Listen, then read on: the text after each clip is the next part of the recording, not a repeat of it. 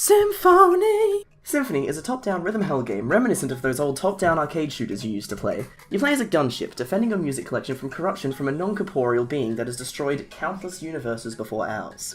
In Symphony, similar to games like AudioSurf, the map you play on is generated by the game based on the music you play.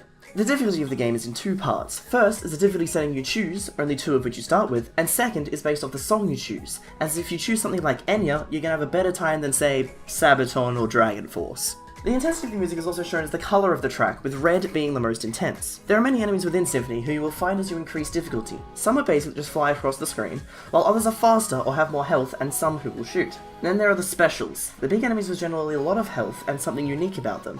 Where I'm up to, I've seen birds, segmented enemies with a lot of health who will only die once their head is destroyed.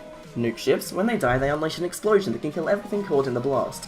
Beatboxes. These shoot in 4 directions, all 90 degrees from one another. Once again, they are segmented, and once one side is destroyed, that side will no longer fire, destroy the center to kill them. And Rubik's Cubes, an enemy with 9 segments, and each will act as a breakable shield as it moves towards you. As per usual, destroy the headlock to beat it. Above that are demons. They are the big bosses you must beat in order to progress through the game. Each demon has 3 forms, each of which you must defeat in order to get a page from the Symphony of Soul, which is what appears to be the game's main objective, and also how you unlock the higher difficulty levels. 1 page equals 1 difficulty. The demons will randomly spawn as you will play throughout the game, and will reward you with plenty of inspiration, one of the game's currencies alongside kudos, when defeated. As mentioned, the game has 2 currencies, inspiration and kudos. Inspiration is gathered from fallen enemies, with larger enemies dropping more, and if you gather enough within a small amount of time, you'll achieve a multiplier. Kudos, on the other hand, is achieved after a game. There are 2 milestones of inspiration to achieve, and you'll get kudos. Both of these are used to buy and upgrade weapons. Your ship has 4 weapons, each of which can be switched and rotated according to your own preferences and as you unlock more weapons. When hit, you'll lose the area that was hit. Got hit on the far left, lost your left blaster. Hit a middle right, lost your blaster and missile banks. Got hit in the middle, you're dead. You can also change the way the weapon fires, as in you can choose whether the weapon always fires on the left or right mouse buttons, or even whether the left or right mouse buttons toggle it auto-firing. You can also rotate your weapons according to your own preferences. The game has many weapons, each of which are unlocked by completing songs. So far, some of the ones I've unlocked are the blaster, which is your base weapon that you have as soon as you begin the game. The shotgun, pretty self-explanatory, fires a spread of projectiles in a small cone. Crescendo, a charge-up shot that can one-hit most enemies on a full charge. The Mega Blaster, basically an upgraded regular blaster, and the Subwoofer, one of the most unique weapons I've seen, as it fires when the game detects a beat and has power based on how strong that beat is. Songs can also result in you unlocking power-ups. I only have 2 of these, and these are the 1812 Overture, a bomb that will randomly drop and destroy everything in its range, and can be upgraded to drop more bombs and have a larger radius. And Invincibility, which, as you can probably guess, grants temporary invincibility. As mentioned, weapons can be upgraded by spending both inspiration and kudos to deal more damage, or, for power-ups, have a larger area of effect or last longer.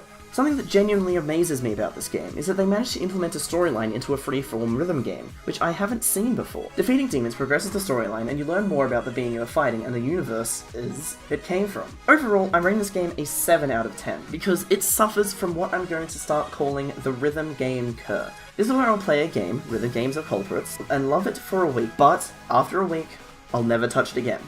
And finally, purely because of how the gameplay works, it is inevitably repetitive, so therefore does not have as much replay potential as I would like. You can currently get it for $8.99 USD or $9.99 for added iTunes support, both on Steam. Anyway, I hope you all enjoyed this video, which is made possible by my new partners over at BigBossBattle.com. Go check them out, link will be in the description down below or on your screen right here. And if you did enjoy the video, you should subscribe for more, and I'll see you all in the next one. Hello. Pillow quiet. Mission call. 6 soundproofing setup. I'm just gonna tear my room apart doing this. Alright, that should be much better. Symphony. Let's not go with that, that's bad. Reminiscent of those old top down. Oh god, I am so not used to doing voiceovers. 3-week breaks, bad idea. Reminiscent of those old reminiscent of those old top-down arcade shooters you used to play. Not hard, me. The difficulty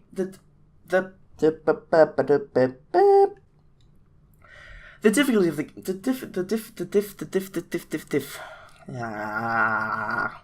and as you unlock more weapons.